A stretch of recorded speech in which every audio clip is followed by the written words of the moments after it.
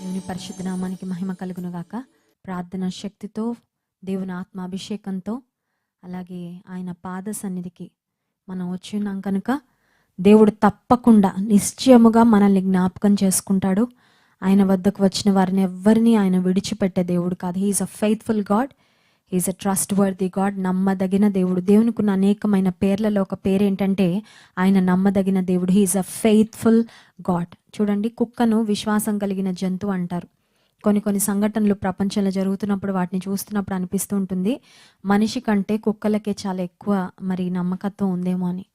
దేవుడు మన నుంచి కోరుకుంటుంది ఏంటంటే మనము నమ్మదగిన వారముగా ఆయన పక్షంగా ఉండాలని. God is expecting us to be faithful to him. అయితే దేవుని వాక్యంలో వ్రాయబడిన ఇంకొక మాట ఏంటంటే మనము నమ్మదగని వారమైనప్పటికీ ఆయన నమ్మదగిన దేవుడు అంట. హల్లెలూయా.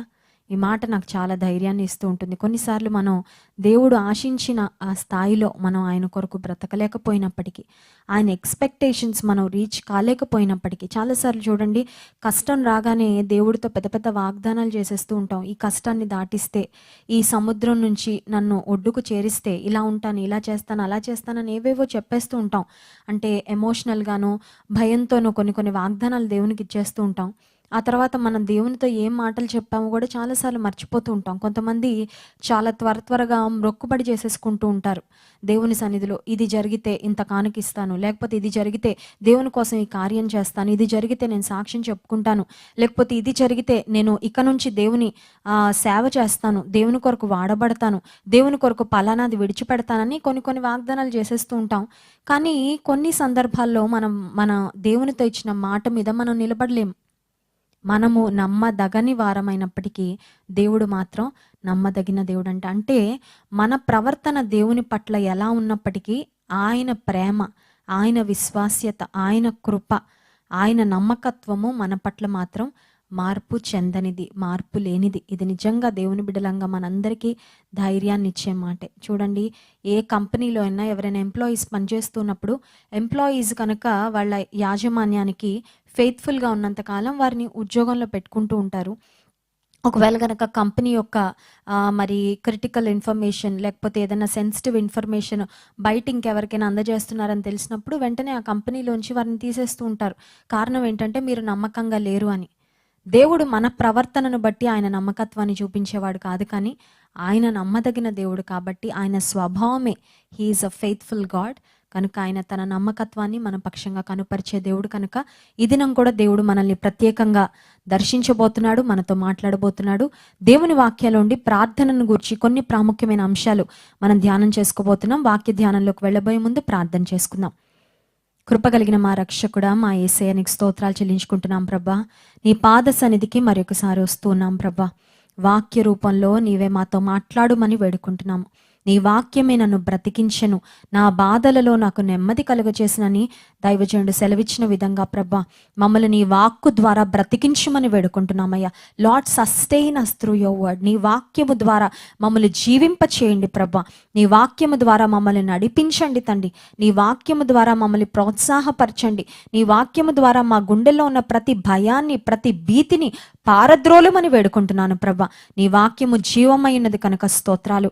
ఈ లైవ్ కార్యక్రమాల్లో ఎంతమంది బిడ్డలు ఏ ప్రాంతాల నుండి పాలు పొందుతూ ఉన్నప్పటికీ ప్రభా, వారందరికీ అవసరమైన సమయోచితమైన మాటలు నన్ను నీ సిలువ చాటును మరుగుపరిచి నీవు అందించండి ప్రభా. ఏ ఒక్కరు నాయన మరి డిస్సాటిస్ఫాక్షన్తో నీ సన్నిధి నుంచి వెళ్ళిపోకుండా ప్రభా, ప్రతి ఒక్కరి హృదయాలు నింపబడినట్లు సహాయించే, ప్రతి ఒక్కరి హృదయాలు సాటిస్ఫై చేయబడినట్లుగా, నీ వాక్యము ద్వారా సంతృప్తి పరచబడినట్లుగా నీవే కృప చూపించమని వేడుకుంటూ బలమైన నీ సందేశమును నీ పరలోకపు సింహాసనం నుండి మా అందరికీ వినిపింపచేయండి. నన్ను సంపూర్ణంగా నీ సిలువ చాటును మరుగుపరచండి. నీ నోటి బురగా వాడుకోనండి. యేసు నామమున ప్రార్థిస్తున్నాం తండ్రి, ఆమేన్. ప్రతి ఉదయకాల సమయంలో లేవగానే మనం చేసే దినచర్య మరి తినడం, త్రాగడం, ఊపిరి తీసుకోవడం, నడవడం, మాట్లాడడం, ఇవన్నీ క్యాజువల్గా జరిగిపోతూ ఉంటాయి. అయితే మన జీవితంలో ప్రార్థన కొన్నిసార్లు ఎలా ఉంటుందంటే ఒక బాక్స్లో ఒక ఫైర్ ఎక్స్టింగ్విషర్, మీరు ఫైర్ ఎక్స్టింగ్విషర్స్ చూసుంటారు కదా, కొన్ని ఆఫీసెస్లో పెడుతూ ఉంటారు, ట్రైన్స్లో పెడుతూ ఉంటారు, కొన్ని బస్సెస్లో కూడా ఉంటూ ఉంటాయి. సో ఫైర్ ఎక్స్టింగ్విషర్స్ని ఒక గ్లాస్ బాక్స్లో పెట్టి అక్కడ పైన ఒకటి రాస్తారనమాట, break in case of emergency. అంటే ఏదన్నా అనుకోని సంఘటన జరిగితే, ఏదైనా ఫైర్ యాక్సిడెంట్ జరిగితే ఈ గ్లాస్ను బ్రేక్ చేసి అందులో ఫైర్ ఎక్స్టింగ్విషర్ తీసుకొని ఆ మంటలను మీరు ఆర్పచ్చు అని అక్కడ రాస్తూ ఉంటారు. లేకపోతే కొన్నిసార్లు ట్రైన్స్లో మనం ప్రయాణం చేస్తున్నప్పుడు, బస్సెస్లో జర్నీ చేస్తున్నప్పుడు అక్కడ ఒక విండో ఉంటుంది, ఎమర్జెన్సీ విండో అంటారు, లేకపోతే ఎమర్జెన్సీ డోర్. ఫ్లైట్లో కూడా ఎమర్జెన్సీ డోర్ మనకు కనబడుతూ ఉంటుంది. ఎమర్జెన్సీ డోర్ పక్కన కూర్చున్న వారికి మరి ఆ ఫ్లైట్లో ఉన్న అటెండెంట్స్ ముందే చెప్తారు, ఒకవేళ ఏదైనా ఎమర్జెన్సీ అయితే will you be able to help others, మీతో ఉన్న ప్యాసింజర్స్ను మీరు చక్కగా వారితో సహకరించడానికి మీరు సిద్ధమైన, ఈ డోర్ మీరు ఇలా తీయాల్సి ఉంటుంది, ఎమర్జెన్సీ వస్తే, సడన్గా ఎమర్జెన్సీ ల్యాండింగ్ అయితే ఈ డోర్ మీరు ఇలా ఆపరేట్ చేయాలని ఆ ఫ్లైట్ అటెండెంట్స్ లేకపోతే క్యాబిన్ క్రూ చెప్తూ ఉంటారు. చాలాసార్లు మన జీవితంలో ప్రార్థన మన దినచర్యలో భాగంగా కాకుండా ఎమర్జెన్సీ టైంలో మనం వాడుకునే ఒక సాధనంలా ఉంటుంది. అవునంటారా కాదంటారా? కష్టం రాగానే, క్లిష్ట పరిస్థితి రాగానే, అన్ని ప్రయత్నాలు చేశాక, మనకు తెలిసిన అన్ని మార్గాలను మనం వెతుక్కున్న తర్వాత, అందరూ వ్యక్తులను మనం సంప్రదించిన తర్వాత, లేకపోతే మనం చేయగలిగిన అటెంప్ట్స్ అన్నీ మనం చేసిన తర్వాత, అండ్ ఫైనలీ హ్యాండ్స్ అప్, ఇంకా చేయడానికి ఏమీ లేదు, మా చేతుల్లో ఏమీ లేదు అనుకున్న పరిస్థితుల్లో చాలామంది ప్రార్థన చేస్తూ ఉంటారు. కానీ prayer should not be our last resort. ఒక దైవజనుడు ఏమన్నాడంటే, ప్రార్థన అనేది నువ్వు ఆఖరిగా వచ్చే ఒక ప్రాంతంగా ఉండకూడదు, కానీ నీ జీవితంలో ఏ పరిస్థితి వచ్చినా మొట్టమొదటగా నువ్వు చేయాల్సింది ఏంటంటే ప్రార్థన. హల్లెలూయా. ప్రార్థన లాస్ట్ చేస్తే ఏమవుతుంది అని ఆలోచిస్తే టైం వేస్ట్ అయిపోద్ది, కన్నీళ్లు వేస్ట్ అయిపోతాయి, ప్రయాస వృధా అయిపోతుంది, అనవసరంగా లేనిపోని కష్టం నువ్వు పడాల్సి వస్తుంది. అదే ప్రార్థన ముందే చేస్తుంటే ఖచ్చితంగా దేవుడు మనకి జవాబిస్తాడు. ఖచ్చితంగా జీవితంలో కార్యాలు త్వరగా జరుగుతూ ఉంటాయి. తగిన సమయంలో దేవుడు సమయోచితమైన సహాయాన్ని మనకు అనుగ్రహించేవాడు. కనుక మన జీవితంలో మనం గుర్తుపెట్టుకోవాల్సింది ఏంటంటే, ప్రార్థనను ఎప్పుడు మన లాస్ట్ రిసార్ట్గా మనం ఉంచుకోకూడదు. కానీ ఏ పరిస్థితి వచ్చినప్పటికీ మొట్టమొదటిగా దేవుని సన్నిధిలో ఒక అప్లికేషన్ పెట్టేయడం, వెంటనే ఒక అప్లికేషన్ దేవుని సన్నిధిలో పెడితే దేవుడు మన ప్రార్థనకు జవాబిస్తాడు. ఏ కుటుంబాన్నైనా మనం చూస్తే భార్య భర్తలు మాట్లాడుకోకుండా we are having a very happy and successful marriage అని చెప్పారనుకోండి, ఖచ్చితంగా అదొక అబద్ధం అవుతుంది. ఒకరితో ఒకరు మాట్లాడుకోకుండా సక్సెస్ఫుల్ మ్యారేజ్, హ్యాపీ మ్యారేజ్ ఎలా కలిగి ఉంటారు? అలాగే నేను ఒక స్ట్రాంగ్ క్రిస్టియన్ అండి, నేను ఒక మంచి విశ్వాసనండి. కొంతమంది చెప్తుంటారు పుట్టుకతో క్రైస్తవులం అండి. అంటే క్రైస్తవ కుటుంబంలో పుట్టినంత మాత్రాన మనం క్రైస్తవులు అవ్వం. క్రైస్తవుడు ఎప్పుడవుతాడంటే, ఏ వ్యక్తి అయినా యేసుక్రీస్తు ప్రభువును స్వంత రక్షకునిగా అంగీకరించినప్పుడు. ఇప్పుడు చూడండి, మన అమ్మ అన్నం తింటే మన కడుపు నిండుతుందా? నిండదు కదా. మన అమ్మ అన్నం తింటే మన కడుపు నిండదు. మన తల్లిదండ్రులు 10th క్లాసో లేకపోతే గ్రాడ్యుయేషన్, పోస్ట్ గ్రాడ్యుయేషన్ చదివినంత మాత్రాన మనకి వారి క్వాలిఫికేషన్ రాదు. అలాగే రక్షణ కూడా వ్యక్తిగతమైనది. Salvation is a personal experience. యేసుక్రీస్తు ప్రభుతో నీవు వ్యక్తిగతంగా ఒక సంబంధాన్ని కలిగి ఉండాలి. నీవు నీ పాపాలను దేవుని సన్నిధిలో ఒప్పుకొని పశ్చాత్తాపడి ఆయన బిడ్డగా మారినప్పుడు నీవు క్రైస్తవుడు అవుతావు. కనుక నేను ఒక మంచి క్రైస్తవునండి, బలమైన క్రైస్తవునండి, శక్తి కలిగిన విశ్వాసనండి, 10 సంవత్సరాల నుండి యేసు ప్రభుని వెంబడిస్తున్నాను, 10 సంవత్సరాల నుంచి మందిరానికి వెళ్తూ ఉన్నాను అని చెప్తూ ఒకవేళ నువ్వు ప్రార్థన అనుభవం లేని విశ్వాసిగా ఉన్నట్లయితే అది ఎలా ఉంటుందంటే, ఇందాక చెప్పాను కదా, భార్యాభర్తలు మేము అసలు మాట్లాడుకోం కానీ మాది చాలా సక్సెస్ఫుల్ మ్యారేజ్ అని చెప్పినట్లు ఉంటుందన్నమాట. యేసు ప్రభుతో మాట్లాడకుండా, దేవునితో సహవాసం చేయకుండా, ప్రార్థనలో దేవునితో ముచ్చటించకుండా నీవు ఒక శక్తి కలిగిన క్రైస్తవునివి అని చెప్పుకుంటున్నట్లయితే, ఒక క్రైస్తవునివి అని చెప్పుకుంటున్నట్లయితే అది ఖచ్చితంగా కరెక్ట్ కాదు. ప్రార్థన విషయంలో మనకు ఒక గ్రేటెస్ట్ ఇన్స్పిరేషన్ బైబిల్ గ్రంథంలో ఎవరైనా ఉన్నారా అని మనం ఆలోచిస్తే, మన జీవితాల్లో అన్ని సమయాల్లో, అన్ని సందర్భాల్లో the greatest inspiration for all of us is Jesus Christ. మనందరికి ఒక రోల్ మోడల్, మనందరికీ ఒక ఇన్స్పిరేషన్, ఒక ఊరట, లేకపోతే ఒక మంచి మరి అడుగుజాడలను విడిచిపెట్టి వెళ్ళిన వారు ఎవరైనా ఉన్నారంటే అది యేసుక్రీస్తు ప్రభువే. యేసుక్రీస్తు ప్రభు ఈ లోకంలో 33.5 సంవత్సరాలు ఆయన బ్రతికితే, 30వ సంవత్సరం నుండి 33.5 సంవత్సరాలు అంటే 3.5 years ఆఫ్ హిస్ లైఫ్ యేసుక్రీస్తు ప్రభు పబ్లిక్ మినిస్ట్రీ చేసినట్లు దేవుని వాక్యంలో మనం చూస్తాం. సో 3.5 సంవత్సరాలు యేసు ప్రభు సేవ చేసిన దినాల్లో ఆయనను బహుజన సమూహములు వెంబడిస్తూ ఉండేవారు. People followed him. ఆయనకున్నంత క్రౌడ్ ఫాలోయింగ్ ఇంకెవరికీ లేదు ఖచ్చితంగా. ఎందుకంటే ఆయన చేసే అద్భుతాలు, ఆయన చెప్పే మాటలు, ఆయన చేసే సూచక క్రియలు, వాటన్నిటిని చూడాలని, అద్భుతాలు పొందుకోవాలని వ్యాధిగ్రస్తులు ఎంతోమంది వస్తూ ఉండేవారు. వారితో పాటు వారి కుటుంబీకులు వస్తూ ఉండేవారు. కొంతమంది ఆయన చెప్పే వాక్యము వినడానికి వస్తూ ఉండేవారు. కొంతమంది ఏమో ఆయనలో తప్పులు పట్టాలని వస్తూ ఉండేవారు. ఏదేమైనప్పటికీ యేసుక్రీస్తు ప్రభువును బహుజన సమూహములు వెంబడించేవారని దేవుని వాక్యం సెలవిస్తుంది. అంత బిజీగా ఉన్న యేసుక్రీస్తు ప్రభు, he came to earth on a mission. యేసు ప్రభు ఈ లోకంలో ఒట్టిగా పుట్టలేదు కదండి. ఆయన ఒక ఉద్దేశంతో పుట్టాడు. ఆయన కారణ జన్ముడు. ఆయన ఈ లోకంలో పుట్టిందే మనందరిని రక్షించడానికి, మనందరి కొరకు శిలువ మీద బలియాగం చేయడానికి ఆయన ఈ లోకంలో పుట్టారు. అయితే ఆయన అంతమంది ప్రజలు వెంబడిస్తున్నా, ఆయనతో ఎప్పుడు 12 మంది శిష్యులు ఆయనతో ఉన్నప్పటికీ యేసుక్రీస్తు ప్రభు ప్రతి సమయంలో, ప్రతి సందర్భంలో he took time for prayer. ప్రార్థన కొరకు యేసు ప్రభు సమయాన్ని తీసుకున్నారు. ఈ మాటను మళ్ళీ ఒకసారి చెప్తాను. ప్రార్థన కొరకు సమయాన్ని తీసుకున్నారు. He redeem time for prayer. మనలో కూడా చాలా మంది చెప్తూ ఉంటాం, ప్రార్థన చేయాలని ఉంటుంది కానండి, ప్రార్థన చేయడానికి సమయం లేదండి. ఎవ్వరికీ లేదు సమయం. అందరూ బిజీయే. We all are busy.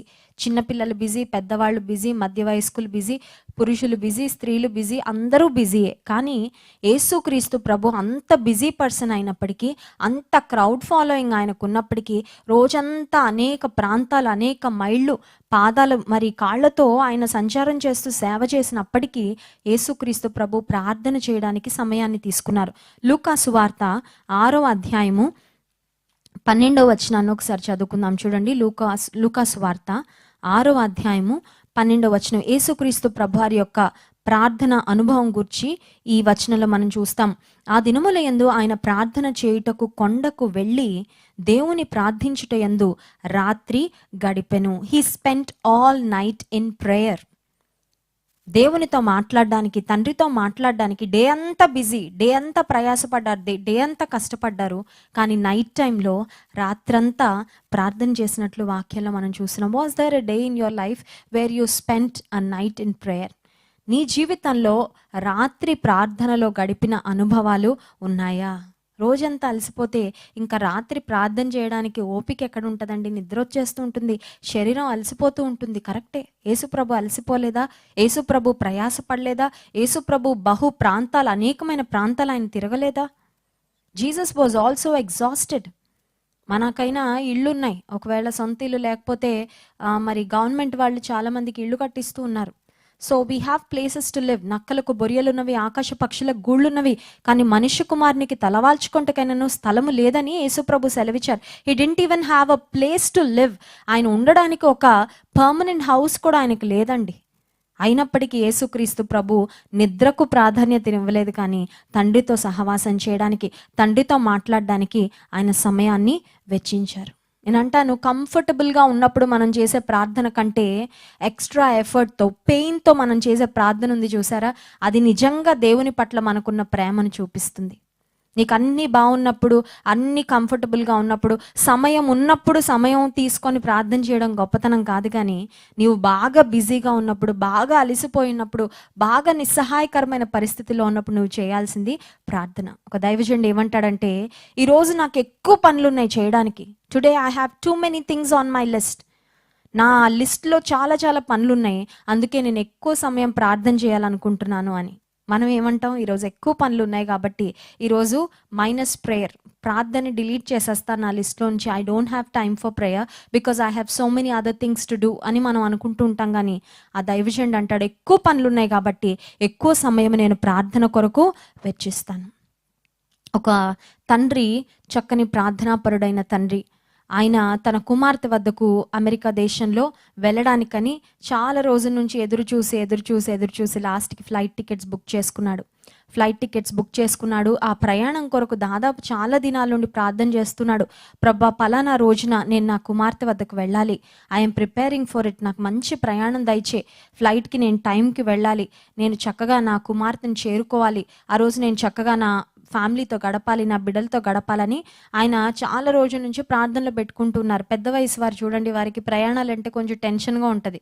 వాళ్ళకి ప్రయాణాలంటే ఓ నెల రోజుల నుంచి మెంటల్గా ప్రిపేర్ అయిపోతూ ఉంటారు, సామాన్లన్నీ సర్దేసుకుంటూ ఉంటారు. యవనస్తులా ఉండదు. సో ఈ పెద్ద వయసులో ఉన్న తండ్రి తన కుమార్తె వద్దకు వెళ్ళడానికి he has been praying and he has been preparing for a long time. చాలా సమయం నుండి, చాలా కాలం నుండి ప్రార్థన చేసుకుంటూ సిద్ధపడుతూ ఉన్నాడు. సరే, కరెక్ట్గా మరి తన ఫ్లైట్ బుక్ చేసుకున్నాడు. బుక్ చేసుకున్న తర్వాత ఉదయకాల సమయంలో లేచాడు. ఉదయకాలమే తను ఫ్లైట్ ఎక్కాలి. సో ఉదయకాల సమయంలో లేచిన తర్వాత చాలా త్వరగా ముందే లగేజ్ సర్దేసుకొని ఉన్నాడు కాబట్టి ఇంట్లోంచి బయటపడ్డాడు. కార్ ఎక్కాడు. He was driving his car. దారిలో ప్రతి దగ్గర సిగ్నల్ పడుతూనే ఉంది. ప్రతి దగ్గర ఇతని ప్రయాణం డిలే అవుతూనే ఉంది. సరే, ఎయిర్పోర్ట్కి చేరుకున్నాడు, కానీ అక్కడ కూడా చాలా పెద్ద క్యూ ఉంది. పెద్ద క్యూ ఉండడంతో ఇతను ఫ్లైట్ మిస్ అయిపోయాడు. ఫ్లైట్ మిస్ అయిన తర్వాత మళ్ళీ కుమార్తె దగ్గరకు వెళ్ళడానికి ఇమీడియట్గా ఆ రోజు కానీ ఆ తర్వాత రోజు కానీ ఫ్లైట్స్ లేవు. చాలా నిరుత్సాహంతో, చాలా కృంగుదలతో, దేవా నేను ఇన్ని రోజుల నుంచి ప్రార్థన చేసుకుంటూ వచ్చాను, ఇన్ని రోజుల నుంచి సిద్ధపడుతూ వచ్చాను, ఇంత కష్టపడి డబ్బులు పోగేసుకొని నా కుమార్తె వద్దకు వెళ్ళడానికి ఫ్లైట్ టికెట్ బుక్ చేసుకున్నాను, బట్ వై దిస్ డిసప్పాయింట్మెంట్? ఎందుకు ఇలా జరిగింది? నేను టైంకే బయలుదేరి వెళ్ళాను కదా. పరిస్థితులన్నీ మరి నిన్ను ప్రేమించే వారికి మేలు కొరకై సమస్తము సమకూడి జరుగునని నీ వాక్యంలో ఉంది, కానీ అన్నీ నాకు వ్యతిరేకంగా జరిగినట్లు అనిపిస్తున్నాయి ఏంటి అని చాలా డిసప్పాయింటెడ్గా కృంగుదలతో వచ్చి ఇంట్లో కూర్చున్నాడు.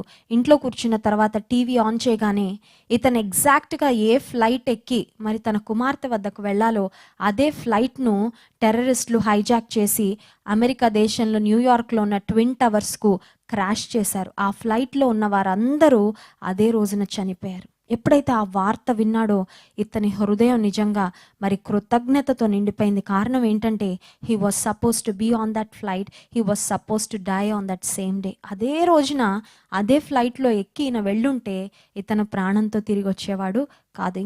ఎన్నటికీ తన కుమార్తెను చూడలేకపోయేవాడు. అప్పుడు దేవుని స్తుతించాడు, అయ్యా నా జీవితంలో జరిగిన ఈ ఆలస్యం, నా జీవితంలో జరిగిన ఈ చిన్న సంఘటనలో నేను చాలా నిరుత్సాహపడిపోయాను, కృంగిపోయాను, అపార్థం చేసుకున్నాను, దేవుడు ప్రార్థన వినలేదేంటి అనుకున్నాను. కానీ ఇప్పుడు నాకు అర్థమవుతుంది, నా ప్రార్థన వృధాగా పోలేదు. నా ప్రార్థన నువ్వు విన్నావు, నా ప్రార్థనకు నువ్వు జవాబిచ్చావు, నాకు మేలే చేసావు కానీ నాకు కీడు చేయలేదని దేవుని స్తుతించాడు. ఎందుకు ఈ మాటలు చెప్తున్నానంటే, ప్రయాసపడి నువ్వు ప్రార్థన చేస్తున్నావేమో, అనేక నెలల నుండి, అనేక సంవత్సరాల నుండి ఏదైనా అంశం కొరకు ప్రార్థన చేస్తూ ఇంకా ఎందుకు డిలే అవుతుంది, ఇంకా ఎందుకు ప్రార్థనకు జవాబు రావడం లేదు, నేను ఆశిస్తుంది ఒకటైతే మరొకటి జరుగుతుంది ఏంటని నిరుత్సాహపడుతున్నావేమో.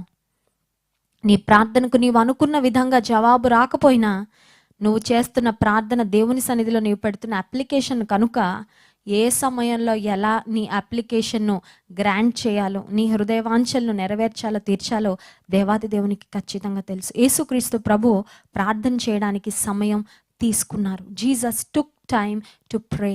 ఒక మాట చెప్పమంటారా, మీ లైఫ్లో మీరు ప్రార్థన కొరకు ఇన్వెస్ట్ చేసే టైం అంతా అది మీకు బ్లెస్సింగ్ రూపంలో తిరిగి రాబోతుంది. Hallelujah. So please invest your time in prayer.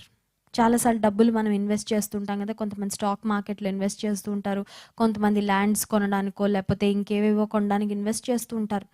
మనం ఇన్వెస్ట్ చేసిన ధనం ఒక్కొక్కసారి మనకి లాభం వస్తూ ఉంటుంది, ఒక్కొక్కసారి లాస్ కూడా వస్తూ ఉంటుంది. కానీ దేవుని సన్నిధిలో నీవు ఇన్వెస్ట్ చేసే టైం, దేవుని సన్నిధిలో నీ మొర, నీ మరి ప్రార్థన మనవులను చెప్పుకునే సమయం మాత్రం అది ఎప్పుడు వ్యర్థంగా పోదు. ఒకవేళ ప్రార్థనకు జవాబు వస్తున్నట్లు నీకు అనిపించకపోయినా తగిన సమయంలో దేవుడు ప్రార్థనకు జవాబు అనుగ్రహిస్తాడు. యేసుక్రీస్తు ప్రభు రాత్రంతా ప్రార్థన చేశాడు. రెండవదిగా మనం చూసినట్లయితే మార్కు సువార్త 1వ అధ్యాయము 35వ వచనంలో కూడా యేసుక్రీస్తు ప్రభువారి యొక్క ప్రార్థన అనుభవాన్ని గురించి చూస్తాం. ఆయన పెందల కడనే లేచి ఇంకను చాలా చీకటి ఉండగానే బయలుదేరి అరణ్య ప్రదేశమునకు వెళ్ళి అక్కడ ప్రార్థన చేయుచుండెను. పెందల కడ లేచి ఇంకా చాలా చీకటి ఉండగానే అలాం పెట్టుకుంటాం, లేస్తాం, మళ్ళీ దుప్పటి కప్పుకొని పడుకుంటాం, అంతే కదా. చాలామంది ఇదే పని చేస్తూ ఉంటారు. నిక్ ఆఫ్ ద మూమెంట్లో, ఇంకా టైం లేదన్నప్పుడు ఆ బ్రష్ ఎలా చేస్తారో తెలీదు, స్నానం ఎలా చేస్తారో తెలీదు, they just rush in to the day, అంతే. Starting the day with prayer అనేది చాలామంది జీవితాల్లో అనుభవం ఉండదు. ఎందుకంటే అవకాశం ఉన్నంతసేపు పడుకుంటారు. ఆ తర్వాత ఇంకా పరుగులు పరుగులు పెట్టుకుంటూ వెళ్ళిపోతూ ఉంటారు. ఆ రోజు ఎన్ని పొరపాట్లు దొర్లిపోతూ ఉంటాయో, ఆ రోజు ఎన్ని జరగకూడని పనులు జరిగిపోతూ ఉంటాయి. ఆ తర్వాత సాయంత్రం కూర్చొని తీరిగ్గా బాధపడుతూ ఉంటారు. అయ్యో, ఈ రోజేంటి ఇలా గడిచిపోయింది, ఈ రోజేంటి ఇలాగా అనవసరంగా మరి ఈ పనులన్నీ ఎందుకు చేశానని చాలాసార్లు బాధపడుతూ ఉంటారు. యేసుక్రీస్తు ప్రభు పెందల కడని లేచి చాలా చీకటి ఉండగానే అరణ్య ప్రదేశానికి అరణ్య ప్రదేశంలో జంతువులు పక్షులు ఉంటాయి కానీ మనుషులు ఉండరు కదా డిస్టర్బ్ చేయడానికి. Jesus chose a lonely place to go and talk to his heavenly father. మన జీవితంలో కూడా ప్రార్థన చేయడానికి మనకి ఆశ ఉన్నప్పుడు, కొంతమంది ఇంట్లో టీవీ ఎక్కడ ఉంటుందో, అందరు ముచ్చట్లు ఎక్కడ బాగా వినబడతా ఉంటాయో, ఫోన్ ఎక్కడ బాగా రింగ్ అవుతూ ఉంటుందో అక్కడ కూర్చుంటారండి ప్రార్థనకి. అలాంటి ప్రదేశంలో కూర్చుంటే ప్రార్థన చేయడానికి మనసు కుదరదు కదా, కాన్సన్ట్రేషన్ కుదరదు. నీ చెవులకు అన్ని రకాల శబ్దాలు వినబడుతూ ఉంటాయి. అసలు మనసును ప్రార్థన మీద నిమగ్నం చేయడానికి కూడా అవకాశం ఉండదు. ఇంకొంతమంది పరిస్థితి ఎలా ఉంటుందంటే, ప్రార్థనలో కూర్చోగానే మర్చిపోయిన పనులన్నీ గుర్తొచ్చేస్తూ ఉంటాయి లైన్గా. అదేంటో అపవాది బాగా మరి సజెస్ట్ చేసేస్తూ ఉంటుంది. యూట్యూబ్లో పక్కన సజెషన్స్ వచ్చేస్తుంటాయి కదా, ఆ టైప్ అనమాట.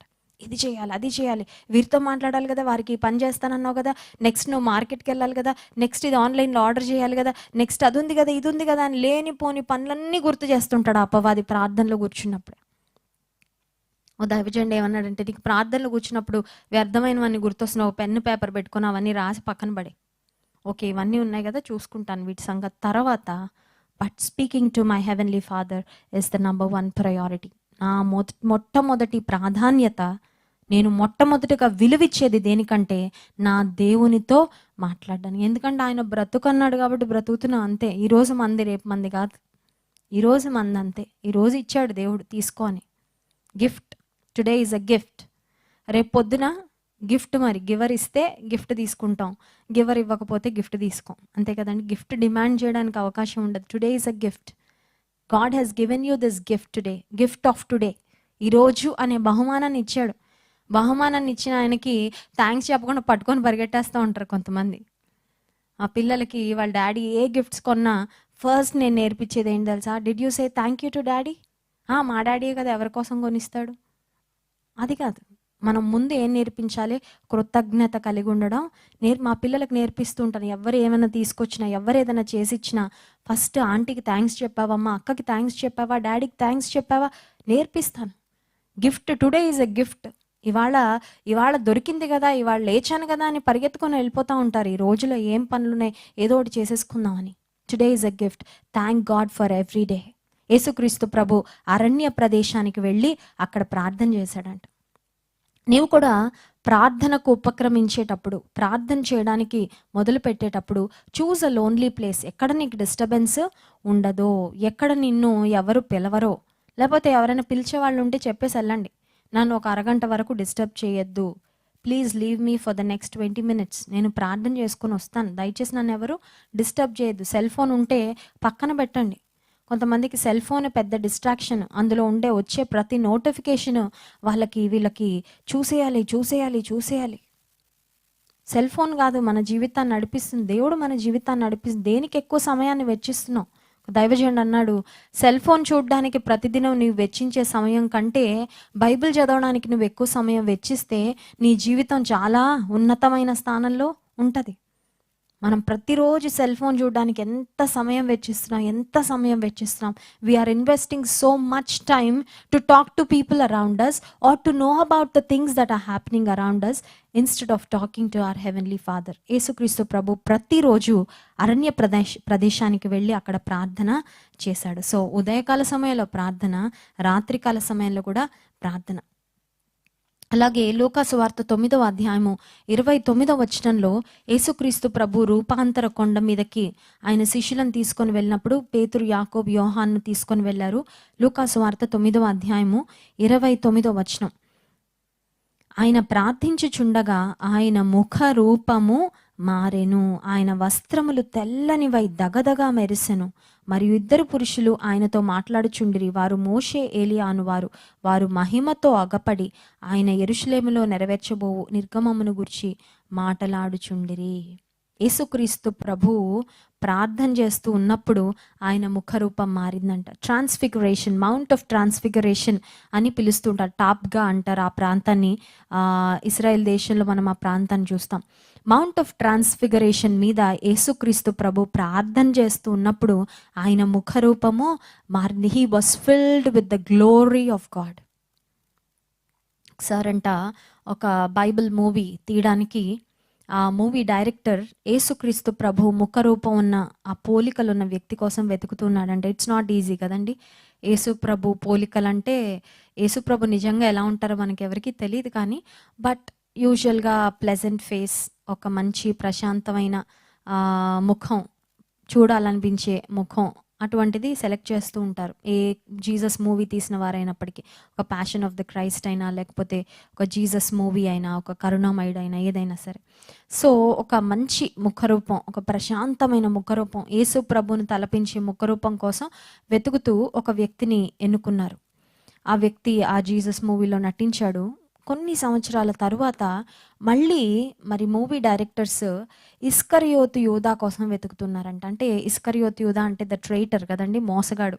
యేసు ప్రభువును 30 వెండి నాణాలకు అమ్మి వేసిన దౌర్భాగ్యుడు. 12 మంది శిష్యుల్లో దగ్గరగా బ్రతికి ఎందుకు పనికి రాకుండా తయారైపోయిన శిష్యుడు. కొంతమంది అంతే, యేసుప్రభుకు దగ్గరగానే ఉంటారు కానీ ఆయనలో ఔన్నత్యాన్ని గుర్తించలేక, ఆయన విశిష్టతను గుర్తించలేక, ఆయనకు నిజంగా దగ్గర కాలేక, యేసుప్రభుకు ఫిజికల్గా దగ్గరగా ఉంటారు కానీ ఆత్మీయంగా చాలా దూరంగా బ్రతికే దౌర్భాగ్యులు కూడా చాలామంది ఈ సమాజంలో ఉన్నారు. ఇస్కరియోతు యూదా క్యారెక్టర్ కోసం వెతుకుతున్నప్పుడు ఒక వ్యక్తిని ఎంచుకున్నారంటే. ఎంచుకొని you are the right person, నీలో ఇస్కరియోతు యూదా ముఖ కవలికలు కనబడుతూ ఉన్నాయి. ఆ ఫేస్ కట్స్, ఆ క్రూరత్వం, ఆ మోసగించే స్వభావం, అవన్నీ నీ ముఖంలో బాగా కనబడుతున్నాయని ఎంచుకుంటే ఆ వ్యక్తి బోరున ఏడవడం ప్రారంభించాడంట. బాగా కన్నీరు కారుస్తుంటే ఈ మూవీ డైరెక్టర్ అడిగాడంట, ఎందుకు అంత కన్నీరు కారుస్తున్నావు? నీకు మూవీలో ఒక మంచి రోల్ ఇచ్చాం కదా, నీకు డబ్బులు ఇస్తాం కదా యాక్టింగ్ చేసినందుకు, why are you so sad అని అడిగితే ఆ వ్యక్తి అన్నాడంట, కొన్ని సంవత్సరాల క్రితం మరొక మూవీలో జీసస్ కోసం నన్ను సెలెక్ట్ చేశారు, but few years down the line, కొన్ని సంవత్సరాలు గడిచే ఇప్పుడు నన్ను ఇస్కరియోతు యూదాకి సెలెక్ట్ చేశారు. నాకు చాలా చాలా బాధగా ఉంది. కారణం ఏంటంటే ఒకప్పుడు ఇతనిలో ఉన్న ప్రశాంతత ఇప్పుడు లేదు, ఒకప్పుడు ఇతనిలో ఉన్న ఆ దైవికమైన వర్చస్సు ఇప్పుడు లేదు. బహుశా మరి దేవునికి దూరం అయిపోయాడేమో, అతని ముఖంలో కూడా ఆ దైవికమైన కళ, లేకపోతే ఆ దేవుని యొక్క మహిమ ప్రతిబింబించలేకపోయాడు. ఎందుకు ఈ మాటలు చెప్తున్నానంటే, యేసుక్రీస్తు ప్రభు ఆ రూపాంతర కొండ మీద, on the mount of transfiguration, as Jesus was praying, ఆయన వెలుగుతో కప్పబడినట్లు, ఆయన ముఖరూపము మారినట్లుగా, ఆయన వస్త్రాలు తెల్లనివై దగదగ మెరిసినట్లు దేవుని వాక్యంలో మనం చూస్తున్నాం. ప్రార్థించే ఏ విశ్వాసి ముఖమైన దగదగ మెరుస్తుందండి. I'm not talking about the colour of our skin, మన చర్మ రంగు గురించి నేను మాట్లాడడం లేదు. చర్మ రంగు కేవలం ఈ పైన, ఒక లోపల ఉన్న గిఫ్ట్కి పైన ర్యాపింగ్ ఎలా ఉంటుందో, లోపల ఉన్న ఆత్మకు బయట ఉన్న ర్యాపింగ్ లేక ప్యాకింగ్ ఈ దేహం. ప్యాకింగ్ని చూసి మనం ఉబ్బిపోవాల్సిన, లేకపోతే ఇది అవ్వాల్సిన అవసరం లేదు. కానీ నీలో దేవుడు ఉంటే, నీవు దేవునితో సహవాసం చేసే వ్యక్తివైతే నీ ముఖంలో ఆ ప్రశాంతత కనబడుతుంది, నీలో ఆ దైవికమైన వర్చస్సు ఖచ్చితంగా కనబడుతుంది. నేను చూసిన వారు ఒక ఆదరణ పొందుకుంటారు. నేను చూసిన వారు నీ దగ్గరకు వస్తే మాకు ఏదో ఒక ఊరట లభిస్తుంది, ఒక ధైర్యం లభిస్తుందని నీ వద్దకు వస్తారు. దేవుడు నీలో ఉన్నప్పుడు నీవు అనేక మందిని దేవుని వైపుకు ఆకర్షించగలవు. కనుక యేసుక్రీస్తు ప్రభు రూపాంతర కొండ మీద కూడా ఆయన ప్రార్థన చేసినట్లుగా మనం చూస్తున్నాం. యోహాను సువార్త 17వ అధ్యాయంలో, that's a whole chapter of Jesus praying. యేసు ప్రభు ప్రార్థన, ఒక సుదీర్ఘమైన ప్రార్థన యోహాను సువార్త 15వ అధ్యాయంలో మనం చూస్తాం. అదంతా చెప్పడానికి సమయం లేదు, కానీ యోహాను సువార్త 15వ అధ్యాయం మీరు నోట్ చేసుకోవచ్చు. తర్వాత ఆ ప్రార్థన మీరు ధ్యానం చేయండి. అందులో అనేకమైన శ్రేష్టమైన అంశాలు మనం చూస్తాం. ఆఖరిగా సిలువను ఎక్కడానికి ముందు, when Jesus was about to carry the cross, సిలువ భయంకరమైన ఆ శ్రమను ఆయన పొందడానికి మునుపు గెత్సెమనే తోటలో యేసుక్రీస్తు ప్రభు ఉన్నప్పుడు కూడా హీ ప్రేయర్డ్. సఫరింగ్లో ప్రేయర్ చేశాడు, పరిచర్యలో ఉన్నప్పుడు ప్రార్థన చేశాడు, బిజీగా ఉన్నప్పుడు ప్రార్థన చేశాడు, అలసిపోయినప్పుడు ప్రార్థన చేశాడు. బహుజన సమూహములు వెంబడిస్తున్నప్పుడు కూడా వారందరినీ మరి విడిచిపెట్టి ఆయన వెళ్ళిపోయాడంట ఒంటరిగా ప్రార్థన చేసుకోవడానికి. He took time for prayer.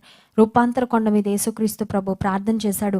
ఈ ఒక్క మాట చదువుకుందాం చూడండి. మత్తయి సువార్త 26వ అధ్యాయంలో ఆ మాట మనం చూస్తాం. 39వ వచనం.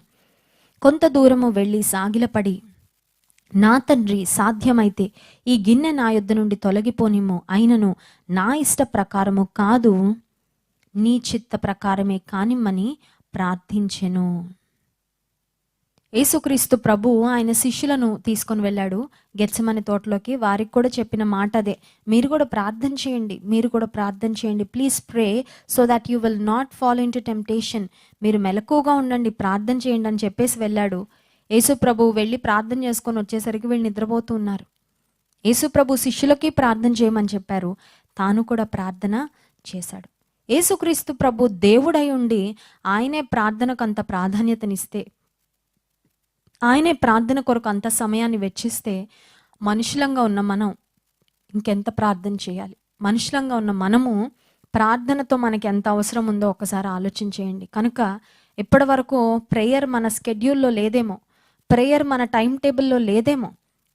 ఒకవేళ ఎప్పుడు పడితే అప్పుడు చేయాలనిపిస్తే చేస్తూ, చేయాలనిపించకపోతే, సమయం లేకపోతే ఒకవేళ ప్రార్థన చేయకుండా ఉండిపోయామేమో. ఇప్పటి నుంచి మన దినచర్యలో భాగంగా మనం ప్రార్థనను ఉంచుకుందాం.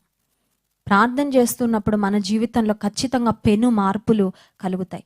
సో ప్రార్థన చేస్తున్నప్పుడు ఏ విధంగా మనం ప్రార్థన చేయాలి? నిన్నటి దినాన ప్రార్థనకు జవాబులు రావాలంటే ప్రార్థనకు ఏమి కలవాలో మనం చూసాం కదండి. ఆసక్తితో ప్రార్థన చేయాలని చూసాము, విసుగక ప్రార్థన చేయాలని చూసాం, విశ్వాసముతో ప్రార్థన చేయాలని చూసాం. అనేక అంశాలు నిన్నటి దినాన మనం ధ్యానం చేసాం. ఈ దినం కూడా మరొక 3 అంశాలు త్వరగా నేను చెప్పి ముగించాలని ఆశపడుతున్నాను. ప్రార్థనకు జవాబు రావాలంటే ఏ విధంగా మనము ప్రార్థన చేయాలి? ఎఫెసీ పత్రిక 5వ అధ్యాయము 20వ వచనంలో ఒక చక్కని మాట వ్రాయబడింది. ఎఫెసీ పత్రిక 5వ అధ్యాయము 20వ వచనంలో చక్కని మాట రాయబడింది, చదువుతున్నాను. మన ప్రభు అయిన యేసుక్రీస్తు పేరట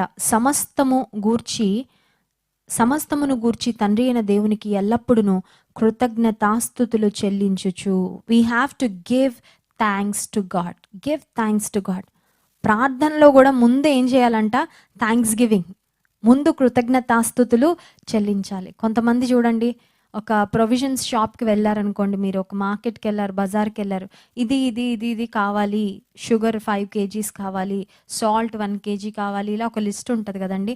వెళ్ళిన తర్వాత, పోయినసారి అండి మాకు మంచి ప్రొవిజన్స్ ఇచ్చారు, అవి చాలా బాగా వండుకున్నాము, చాలా టేస్టీగా ఉన్నాయి, thank you for your services, ఇలా ఏమన్నా మాట్లాడతామా? ఏమీ ఉండదు కదా. వెళ్ళడం, లిస్ట్ చెప్పడం, వాళ్ళు ఇవ్వడం, డబ్బులు కట్టడం, వచ్చేయడం. ఇంకా అక్కడ రిలేషన్షిప్ ఏమీ ఉండదు.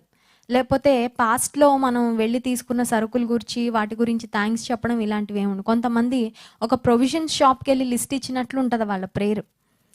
నాకు ఈరోజు ప్రవ్వా ఇది కావాలి, ఇది కొంచెం ఇచ్చేసే, మా వాళ్ళకి ఇది కావాలి, ఇది ఇచ్చే, కొంచెం కరోనా ఎవరికి రాకుండా చూసుకో, వచ్చిన వాళ్ళకి కొంచెం తగ్గించే. అంటే ఇదేంటంటే ఒక లిస్ట్ అనమాట, ఒక అప్లికేషన్, అది పెట్టేయడం, అది వస్తే సరిపోద్ది అనమాట. కానీ ప్రార్థనలో కృతజ్ఞతాస్తుతులు చెల్లించడం కూడా ఒక ప్రాముఖ్యమైన అనుభవం. సో ప్రార్థనలో మనం ముందు మన రిక్వెస్ట్ పెట్టడానికి ముందు, మన మనవులు దేవుని సన్నిధిలో సమర్పించడానికి ముందు ఆయనకు కృతజ్ఞతాస్తుతులు చెల్లించాలి. ఫిలిప్పీ పత్రిక 4వ అధ్యాయము 6వ వచనంలో కూడా ఒక మాట వ్రాయబడింది. ఫిలిప్పీ పత్రిక 4వ అధ్యాయము 6వ వచనం. దేనిని గూర్చి చింతపడకుడి కానీ ప్రతి విషయంలోనూ ప్రార్థన విజ్ఞాపనముల చేత కృతజ్ఞతాపూర్వకముగా మీ విన్నపములు దేవునికి విన్నపములు తెలియచేయండి, విజ్ఞాపన చేయండి, కానీ కృతజ్ఞతాపూర్వకముగా. నేను అనుకుంటాను, ఒక గిఫ్ట్ని ఎలా అయితే ఒక గిఫ్ట్ బాక్స్లో ర్యాప్ చేస్తామో, నీకున్న ప్రేయర్ రిక్వెస్ట్ని థ్యాంక్స్ గివింగ్తో you have to wrap it with thanksgiving. అంటే ముందు ఏం కనబడాలి? ముందు కృతజ్ఞతాస్తుతులు, ఆ తర్వాత లోపల ఉన్న ప్రార్థన మనవులు. సో దేవాది దేవుడు కోరుకుంటుంది ఏంటంటే, ఆయన మన కృతజ్ఞతను కూడా ఎక్స్పెక్ట్ చేస్తూ ఉంటాడు. మనం ఆయన దగ్గరకు వచ్చిన ప్రతిసారి థ్యాంక్స్ చెప్తారా లేదా? థ్యాంక్ఫుల్గా ఉంటారా లేదా? మనకి థ్యాంక్స్ అనేది డిక్షనరీలో పోయింది కొంతమందికి. ఎప్పుడు ఏది కావాలో అదే, 99 ఉన్న 99ని గురించి థ్యాంక్స్ చెప్పడం ఉండదు కానీ ఆ ఒకటి ఏది లేదు, అది ఇవ్వు, అది ఇవ్వు, అది ఇస్తావా చస్తావా, అది ఇవ్వకపోతే నువ్వు ఇంకెప్పుడు ఇస్తావు దేవా, అలుగుతూ ఉంటారు కొంతమంది దేవుని మీద. పరలోకం నుండి దేవుడు 2 దేవదూతలను పంపించారంట 2 బ్యాగులు ఇచ్చి. ఒక దేవదూతనేమో ప్రైజ్ రిపోర్ట్ కలెక్ట్ చేయమన్నాడంట, థ్యాంక్స్ గివింగ్. ఇంకో దేవదూతనేమో ప్రేయర్ రిక్వెస్ట్లు కలెక్ట్ చేయమంటే సాయంత్రానికల్లా ఈ ప్రేయర్ రిక్వెస్ట్లు అనే బ్యాగుని చూసారా, అది మొత్తం ఓవర్లోడ్ అయిపోయి చిరిగిపోతుందంట, దానిలో హోల్స్ పడిపోయి. ఈ థ్యాంక్స్ గివింగ్ ప్రైజ్ రిపోర్ట్స్ అనే బ్యాగుని చూసారండి, దానిలో అసలు కనబడట్లేదంట, ఎక్కడో కింద ఉన్నాయంట. అంటే ప్రార్థించేవారు, వారి విన్నపాలు మనవులు చెప్పుకునేవారు ఎక్కువైపోయారు కానీ కృతజ్ఞతాస్తుతులు చెల్లించేవారు తక్కువైపోయారు. But there should be a balance. కృతజ్ఞత చెల్లించి ఆ తర్వాత నీ మనవులు దేవుని సన్నిధిలో సమర్పించినప్పుడు నీ కృతజ్ఞతను చూసి దేవుడు, నీ మంచి హృదయాన్ని చూసి దేవుడు తప్పకుండా నీకు మేలు చేస్తాడు. మొదటి తెస్సలోనిక పత్రిక 5వ అధ్యాయం 18వ వచనంలో కూడా ఉంటుంది, give thanks in all circumstances for this is the will of God అనే మాట మనం చూస్తాం. సో ప్రతి విషయమందు కృతజ్ఞతాస్తుతులు చెల్లించుడు, ఇది మీ విషయంలో దేవుని చిత్తము అనే మాట వాక్యంలో మనం చూస్తున్నాం. సో కృతజ్ఞత మనం చెల్లించినప్పుడు it is more like building a relationship with God. దేవునికి కృతజ్ఞతలు చెల్లించినప్పుడు ఆయనతో ఒక చక్కని సంబంధాన్ని మనం మెయింటైన్ చేసినట్లు. ఇంకోటి ఏంటంటే కృతజ్ఞత చెల్లించిన ప్రతిసారి మనలో ఒక తగ్గింపు వస్తూ ఉంటుంది. ఎందుకంటే ఆయన దానం ఇచ్చే దాత నేను పొందుకుంటున్న వ్యక్తినని. సో కృతజ్ఞత చెల్లించడం అనేది thanksgiving generates humility and thanksgiving also plays a crucial role in building a relationship with God. దేవునితో నీకు ఒక సంబంధం, ఒక తండ్రి కూతురు, ఒక తండ్రి కుమారుడు మధ్యలో ఉన్న రిలేషన్షిప్ డెవలప్ అవ్వడానికి కృతజ్ఞతాస్తుతులు చెల్లించడం అనేది సహాయపడుతుంది.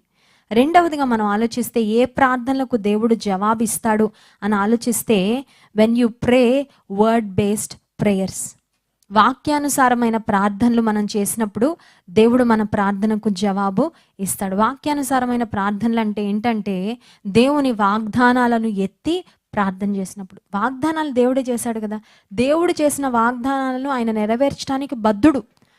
నువ్వు చేసావు కదా నాయన ఈ వాగ్దానం నాకు నెరవేర్చు అంటే ఖచ్చితంగా చేస్తాడు. ఎందుకంటే ఆయన మాట ఇచ్చాడు కాబట్టి, మాట ఇచ్చిన వాడు తప్పిపోడు, మాట తప్పిపోని దేవుడు కాబట్టి.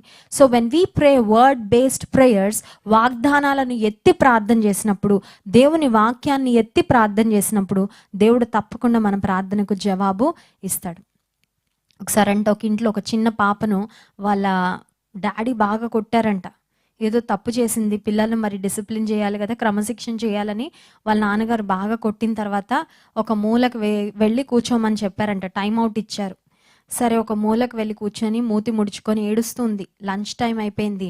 వాళ్ళ మమ్మీ వచ్చి కొంచెం జాలిపడి, ఇంకెప్పుడు ఇలా చేయకు, నువ్వు చక్కగా మాట వినాలి, ఒబీడియంట్గా ఉండాలి అని చెప్పి ఒక ప్లేట్ నిండా భోజనం పెట్టి ఇవ్వగానే ఆ అమ్మాయి గట్టిగా ప్రార్థన చేస్తుందంట, నా శత్రువుల ఎదుట నీవు నాకు భోజనం సిద్ధపరిచావు దేవానికి స్తోత్రాలని. అంటే 23వ కీర్తన కంట చేయించుంటారు, చిన్నప్పుడు అందరికీ నేర్పిస్తారు కదా పేరెంట్స్. సో మా నాన్నగారు నా ప్రధాన శత్రువు, ఎందుకంటే నన్ను కొట్టాడు కాబట్టి నా శత్రువులు ఎదుట నీవు నాకు భోజనం సిద్ధపరచు. ఒక సహోదరు ఉంటుందండి, మరి హైదరాబాద్లో ఉన్నప్పుడు ఆ సహోదరు అప్పుడప్పుడు చర్చ్కి వస్తూ ఉండేవారు. చాలా గయ్యాలి అనమాట. ఆమె నోరు తెరిచిందంటే వీధంతా వినబడుతుంది. ఆవిడ బూతులు మాట్లాడిందంటే ఎవరు తట్టుకోలేరు, అందరు చెవులు మూసుకోవాలి. ఆవిడ ఒకసారి చర్చికి వచ్చి పాస్టర్ గారు నేను ఆరాధన చేస్తానండి అని చెప్పింది. అప్పుడు మా నాన్నగారు సో ఓకే అమ్మ ఆమెకి మైక్ పంపించండి అంటే మైక్ పంపిస్తే ఆమె ఆరాధన చేస్తుంది. నీవు సింహములను నాగుపాములను త్రొక్కేదవని వాగ్దానం చేశావు, నా భర్త ఒక సింహం, నా కోడలు నాగుపాములయ్యా, వాళ్ళు నేను త్రొక్కడానికి సహాయం చేయ ప్రభా అని ఇట్లా వాగ్దానాలు ఎత్తి ప్రార్థన చేస్తుంది. భర్త నీకు సింహమా, కోడళ్ళు నాగుపాములా, లేకపోతే కొడుకులు ఏమైనా చీతానా? చాలామంది చూడండి వాగ్దానాలను లేకపోతే వాక్యాన్ని ట్విస్ట్ చేసుకుంటూ ఉంటారు. వారి అవసరతల కొరకు వాటిని మరి ట్విస్ట్ చేసుకొని వాటిని ఎత్తి ప్రార్థన చేస్తే దేవుడు వినడు. యోహాను సువార్త 15వ అధ్యాయం 7వ వచనంలో చక్కని మాట ఉంటుంది, నా యందు మీరును మీ యందు నా మాటలను నిలిచి ఉండిన ఎడల మీకు ఏది ఇష్టమో అడగండి, అది నేను మీకు దయచేస్తాను. దేవునిలో మనం ఉంటే, దేవుని యందు మనం నిల్చుంటే, ఆయన చిత్తములో మనం నిల్చుంటే, వాక్యానుసారంగా మనం చేసే ప్రతి ప్రార్థనకు దేవుడు ఖచ్చితంగా జవాబును అనుగ్రహిస్తాడు. 3వ అంశం చెప్పి నేను ముగించాలని ఆశపడుతున్నాను. మొదటిది ప్రే విత్ థ్యాంక్స్ గివింగ్. కృతజ్ఞతాస్తుతులు చెల్లిస్తూ ప్రార్థన చేయాలి. రెండవదిగా ప్రే వర్డ్ బేస్డ్ ప్రేయర్స్, వాక్యానుసారమైన ప్రార్థనలు చేయాలి. మూడో అంశం చెప్పి నేను ముగిస్తాను. ప్రే విత్ హ్యూమిలిటీ, తగ్గింపుతో ప్రార్థన చేయాలి. సింపుల్గా మనకి అర్థమయ్యే రీతిలో చెప్పాలంటే, ఇప్పుడు ఒక పై అధికారిని ఎవరైనా వచ్చారు సహాయం కొరకు అర్థించడానికి. ఓయ్ సారు, ఇది కావాలి నాకు, కొంచెం రేపటి చేసి పెట్టకపోతే నీకు బాగాదు అన్నారు అనుకోండి. ఆ సార్ ఏమంటారు? అర్జెంటుగా ఈవిడిని బయట పంపించండి, don't let her enter in to my office అంటాడు. అంతే కదా.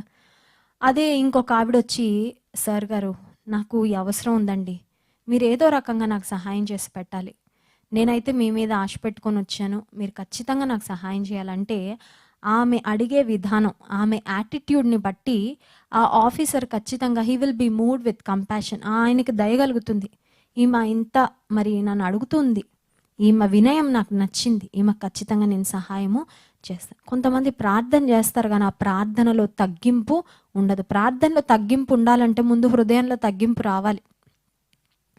కొన్నిసార్లు ఎలా అంటే మనలో తెలియకుండానే గర్వం వచ్చేస్తూ ఉంటుంది, తెలియకుండానే అహంభావం, తెలియకుండానే ఐఎమ్ సంథింగ్, నేను మరి మామూలు వ్యక్తిని కాదు కదా అన్నట్లుగా కొన్నిసార్లు చిన్న చిన్న వాటిని చూసి మనల్ని మనం హెచ్చించుకుంటూ ఉంటాం. అలాంటప్పుడు గర్వ హృదయంతో మనం చేసే ప్రార్థన ఖచ్చితంగా దేవుడు వినడు. లూకాసు వార్త 18వ అధ్యాయంలో సుంకరి అలాగే పరిసయుడు ఇద్దరు ప్రార్థన చేయడానికి వచ్చారు. ఇద్దరు ప్రార్థనల్లో ఒక తేడా మనం చూస్తాం. లూకాసు వార్త 18వ అధ్యాయంలో ఇద్దరు వ్యక్తులు ప్రార్థన చేయడానికి వచ్చారు. వారి ప్రార్థనను మనం చూస్తే చూడండి 11వ వచనం. పరిసయుడు నిలబడి, దేవా, నేను చోరులను, అన్యాయస్తులను, వ్యభిచారులునైనా ఇతర మనుషుల వలె అయినను ఈ సుంకరి వలె అయినను ఉండనందుకు నీకు కృతజ్ఞతాస్తుతులు చెల్లించుచున్నాను. పరిసయుడు అనుకుంటున్నాడు, ఐఎమ్ బెటర్ దాన్ ఎవ్రీబడి, అందరికంటే నేను బెటర్, అందరికంటే నేను గ్రేట్ అని అనుకుంటున్నాడు. గర్వహృదయంతో చేస్తున్నాడు ప్రార్థన. కానీ సుంకరి ఎలా ప్రార్థన చేస్తున్నాడంటే 13వ వచనం, అయితే సుంకరి దూరముగా నిలుచుండి ఆకాశము వైపు కన్నులెత్తుటకైనను ధైర్యము చాలక రొమ్ము కొట్టుకొనుచు, దేవా, పాపినైన నన్ను కరుణించుమని పలికెను. అతని కంటే ఇతడు నీతిమంతుడుగా తీర్చబడి తన ఇంటికి వెళ్ళను అని చెప్తూ ఆ తర్వాత కంటిన్యూషన్, తన్ను తాను హెచ్చించుకొనివాడు తగ్గింపబడుననియు, తన్ను తాను తగ్గించుకొనివాడు హెచ్చింపబడుననియు చెప్పాను. A dangerous place to be is a prideful condition. మన జీవితంలో డేంజర్ గ్రౌండ్లో మనం ఎప్పుడున్నామంటే గర్వంతో నింపబడినప్పుడు. గోదావరి బాగా మరి వరదలు వచ్చి బాగా వాటర్ లెవెల్ చాలా ఇంక్రీజ్ అయిపోయింది. ఆ గోదావరి ఒడ్డున ఉన్న ప్రాంతాలు లేకపోతే గ్రామాలకు అన్నిటికీ చాలా ప్రమాదం ఉంది. ఎందుకంటే ఎనీ టైం ఆ వాటర్ వచ్చి వారి ఇళ్లను ముంచేసే ప్రమాదం, వారి ప్రాణాలు పోయే అవకాశం ఉంటుంది. విశ్వాస జీవితంలో డేంజర్ గ్రౌండ్ ఏంటంటే when you are filled with pride. So ఎప్పటికప్పుడు మనల్ని మనం చెక్ చేసుకుంటూ, మనల్ని మనం జాగ్రత్తగా పరిశీలించుకుంటూ ఉండాలి. నాలో గర్వ స్వభావము వచ్చిందా? ఇక్కడ పరిసయుడు చేస్తున్న ప్రార్థన ఏంటంటే, వారమునకు 2 మార్లు ఉపవాసము చేయొచ్చు, నా సంపాదన అంతట్లో 10వ వంతు చెల్లించుచున్నానని తనలో తాను ప్రార్థన చేయొచ్చు. తన ట్రాక్ రికార్డ్ అంతా చూస్తున్నాడు. నేనేంటి, I'm something, I have been doing a lot, నేను ఎవరు చేయనని పనులు నేను చేస్తున్నానని గర్విస్తూ ఉన్నాడు. కొంతమంది ప్రార్థనలో అంతే, దేవా, నేను ఇది, నేను అది, నేను అంత చేశాను, ఇంత చేశాను, ఎంత చేసినా అయోగ్యులమైన చెడ్డదాసులమని చెప్పాలంట దేవుని సన్నిధిలో.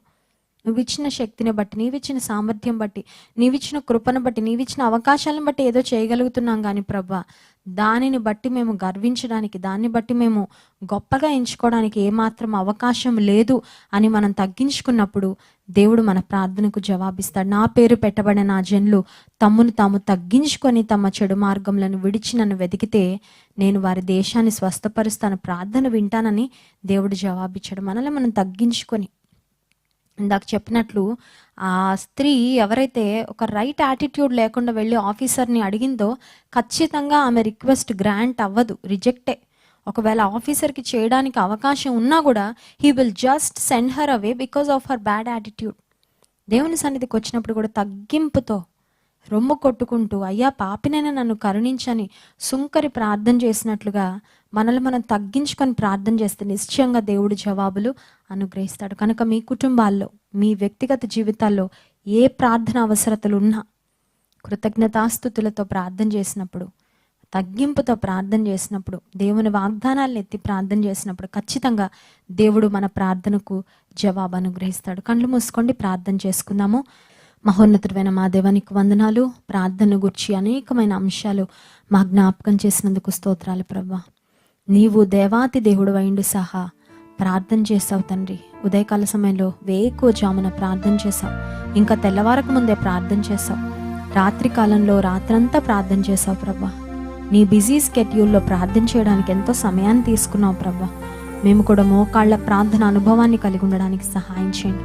రూపాంతర కొండపై నువ్వు ప్రార్థన చేసినప్పుడు నీ ముఖము ప్రకాశించిందయ్యా, నీ వస్త్రములు మెరిశాయని నీ వాక్యంలో వ్రాయబడింది తండ్రి.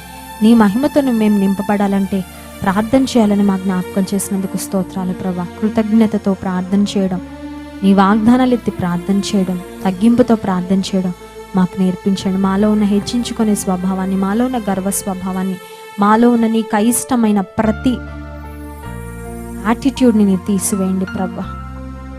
ఇక జీవించేవాడని నేను కాదు, క్రీస్తే నా యందు జీవించుచున్నాడు అన్నట్లుగా దీన మనసు కలిగి ఈ లోకంలో మేము బ్రతకడానికి, నీవు అంగీకరించే ప్రార్థనలు మేము చేయడానికి మాకు సహాయం చేయమని యేసు నామమున ప్రార్థిస్తున్నాం తండ్రి.